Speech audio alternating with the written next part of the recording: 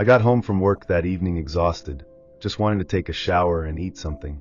As I walked up the steps to my porch, I noticed a package sitting by the door.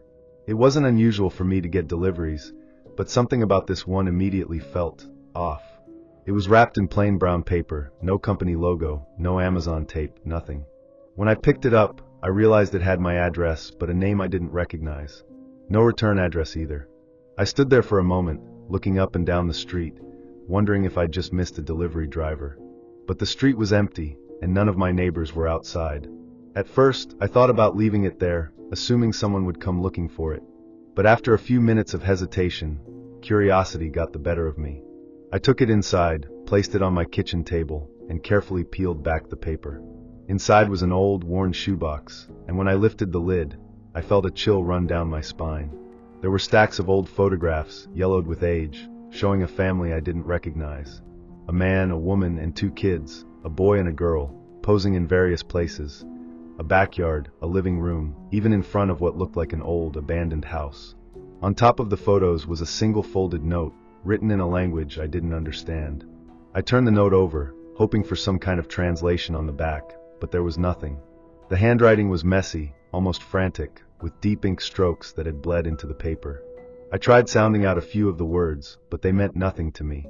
At that moment, I felt a weird unease settle in my chest. The photos alone were strange enough, but the note made everything feel deliberate, like whoever sent this wanted me to see it. I decided to go through the pictures one by one, hoping to find a clue. The family looked ordinary, too ordinary in fact. Their expressions never changed much, even when they were in different locations. The father always had the same blank stare, the mother's smile never quite reached her eyes, and the kids, something about them felt off. Their faces were too still, like they weren't really posing, but being placed there. I checked the box for anything else, shaking it upside down, but nothing fell out. No receipt, no explanation. The thought crossed my mind that maybe it was some kind of art project, or maybe an elaborate prank, but I couldn't shake the feeling that it wasn't. I pulled out my phone and searched the shipping company's website, trying to track the package. When I typed in the numbers on the label, I got an error message. Tracking number not found. That made no sense. Every package had to have a record. Frustrated, I called their customer service, hoping to speak to a real person. After waiting on hold for 10 minutes, a woman answered. I gave her my address, the tracking number, and the name on the package. She put me on hold again, and when she came back, she sounded confused. Sir, there's no record of a package being delivered to your address today. I felt a lump form in my throat. That's not possible, I said, gripping the phone tighter. I'm looking at it right now. She apologized and insisted there was nothing in their system. No driver assigned to my street, nothing. I hung up and stared at the package like it might vanish if I blinked. My mind ran through every possibility. Maybe it was misdelivered. Maybe someone dropped it off themselves. But why? And why me? I checked the photos again, looking for anything familiar. My stomach clenched when I noticed something I hadn't seen before. In one of the pictures, the family was standing in a park. In the background, almost out of focus, there was a man sitting on a bench. He was turned away, but something about his posture looked familiar. My chest tightened when I realized why. The jacket, the way he crossed his legs, I sat like that all the time. I grabbed a magnifying glass from my desk and held it over the image, my heart pounding in my ears. It wasn't just any park. It was the one near my house. And that man on the bench, it was me. My hand started shaking so badly that I dropped the photo. I scrambled to pick it up, my mind racing. How was that possible? These pictures looked like they were from decades ago, yet here I was, frozen in the background like I had always been part of them. I felt my stomach twist as a new, terrifying thought crept into my mind. Was someone watching me? Following me? And if so, for how long? I needed answers. I grabbed my laptop and tried reverse image searching the photos, hoping to find some connection online. Nothing came up. No matches, no similar images, nothing. It was like these people never existed. My head was spinning. Who were they? Why was I in their picture? I checked the note again, running my fingers over the strange symbols. They almost looked like an ancient script, something that belonged in a history book, not inside a random package on my kitchen table. My eyes kept darting back to the photos, and suddenly, I had the unsettling feeling that the family was staring at me. I knew it was irrational, but I couldn't shake the sensation. I shoved everything back into the box and pushed it into the corner of the room. My breathing was heavy, and I felt like I had been running, even though I hadn't moved. I needed to get out of the house, get some air. I grabbed my jacket and keys and stepped outside. The street was quiet, the sun setting behind the rooftops, casting long shadows over the sidewalk. I looked around expecting what? That someone would be standing there watching me? That I'd see one of the family members from the photos? I laughed nervously at myself and started walking toward the park, needing to clear my head. As I turned the corner, I felt it again, that crawling sensation on the back of my neck, like I was being watched. I forced myself to ignore it and kept walking. But then, just as I passed a street lamp, something caught my eye. Across the road, standing completely still on the sidewalk, was a man. He was too far to make out his face, but I knew deep in my gut that he was looking at me. I stopped in my tracks, my pulse hammering in my ears. The man didn't move. He just stood there, his posture eerily similar to the father in the photos. I turned away and walked faster, my hands clenched into fists. I didn't want to look back, but my curiosity got the better of me. I glanced over my shoulder. He was gone. There was no sign of him. No footsteps, no sound of someone walking away, just an empty sidewalk where he had been standing seconds ago. I didn't know why, but in that moment, I had the overwhelming feeling that this was only the beginning. That night, I barely slept. Every time I closed my eyes, I saw the family from the photos, standing in my living room, at the foot of my bed, outside my window. I'd jolt awake, heart pounding, only to find my room dark and empty. But the feeling of being watched never left me. I kept telling myself it was just my imagination, that the photos had freaked me out more than I wanted to admit. But deep down, I knew something was wrong. I could feel it. The air in my house felt heavier, the silence stretched too long. Every shadow in the corners of my room felt darker than before. The next morning, I tried to go about my day as usual.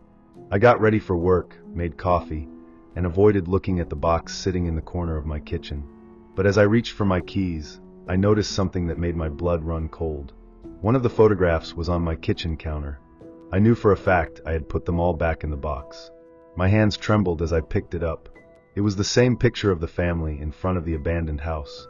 The father's eyes, his dull, lifeless stare, sent a wave of nausea through me. Had I accidentally left it out? Was I so sleep-deprived that I was misremembering things?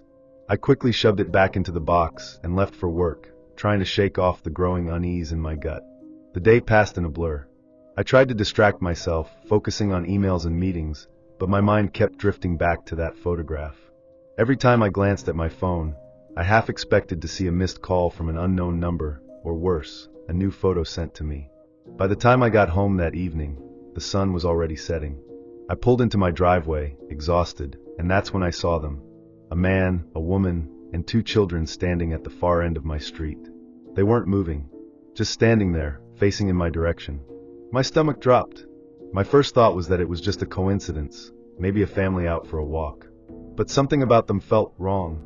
They were too still, too silent. I quickly stepped inside and locked the door. My hands were shaking so badly that I struggled to slide the deadbolt into place. I peeked through the blinds, but they were gone. The street was empty, like they had never been there at all. I forced myself to take deep breaths, convincing myself I was just being paranoid. Maybe it was just my mind playing tricks on me after staring at those photos for too long. I just needed sleep. That was all. But as I turned away from the window, my breath caught in my throat. Sitting on my coffee table, in the exact center, was the same photograph from that morning. I had put it back in the box. I knew I had. I felt lightheaded, like the walls were closing in on me. My mind raced with possibilities. Had someone broken in? Was I losing my grip on reality? I grabbed the box and took it straight to the trash bin outside. I didn't care where it had come from or who had sent it. I just wanted it gone. I dumped it in, slammed the lid shut, and marched back inside, feeling a slight sense of relief. That night, I slept with the lights on, my ears straining for any sound, any creak of the floorboards. The next morning, I stepped outside to take out the actual trash. As I opened the bin, my heart stopped. The shoebox was back on my porch, neatly placed like it had never left. My knees nearly buckled. My throat went dry. I knew I had thrown it away. I had heard it hit the bottom of the bin. And yet, here it was waiting for me. I backed away slowly, my hands shaking. My skin crawled as I realized something else. The note was missing. I stood there for what felt like an eternity, staring at the box, unable to move. Then, out of the corner of my eye, I saw movement. Across the street, half hidden behind a tree, was the same man from the photographs. The father, his lifeless stare locked onto me, unblinking. I could barely breathe. My entire body screamed at me to run, but I couldn't move. I couldn't look away. And then in an instant, he was gone. No sound, no footsteps, just gone. I didn't open the box again. I didn't even touch it. Instead, I grabbed my keys and drove to a motel on the other side of town. I couldn't be in that house anymore. Something was happening, something I didn't understand. That night, I locked the motel door, shoved a chair under the handle, and sat awake in bed, clutching my phone. At some point, I must have dozed off. Because when I woke up, my phone screen was on. There was a single notification. A text message. The notification was a text from an unknown number. No name, no profile picture, just a single message. Stop looking. My stomach twisted. I stared at the screen, my hands clammy. I wanted to convince myself it was a prank, that someone had somehow found out about the package and was messing with me. But I knew better. My instincts screamed that this was something else. Before I could think, my phone vibrated again. This time it was a call. The same unknown number. I hesitated, then answered with a shaky breath. Hello? Silence. I pressed the phone harder against my ear. Just as I was about to hang up, a voice whispered, "You shouldn't have opened it." My whole body went cold. The voice was strange, distorted, like it was coming from an old, broken radio. Then, just as suddenly as it came, the call ended. I sat there, staring at my screen, my pulse hammering in my ears. I wanted to believe it was over, that if I ignored the package, whoever, or whatever, was behind this would leave me alone. But something in me knew that wasn't true. I couldn't just pretend it hadn't happened. I had to know what was going on. Heart pounding, I searched online for any information on the language from the note. I posted on forums, uploaded photos, hoping someone could translate it. Hours passed with no response. Then, just before midnight, a new reply appeared on my post. The message was short. "Where did you find this?" The username was just a string of random letters and numbers, no profile picture.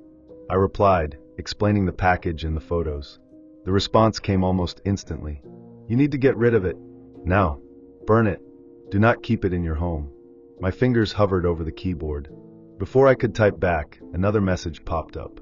"They're already watching you." A chill ran down my spine. I wanted to ask what they meant, but before I could, the account was gone. Deleted. The messages vanished like they had never been there. My hands were shaking so badly I almost dropped my phone. I looked around the motel room, suddenly feeling exposed. I rushed to the window and peeked through the blinds. That's when I saw them. Standing beneath the flickering streetlight outside the motel was the family. The same blank stares. The same lifeless expressions. Watching me. I didn't think. I just grabbed my keys and ran. I didn't care where I was going. I just needed to get away. I jumped into my car and sped off, heart pounding so hard I thought I might pass out. Every time I glanced in the rearview mirror, I expected to see them standing in the middle of the road, but the streets were empty. For the first time in days, I felt like I could breathe.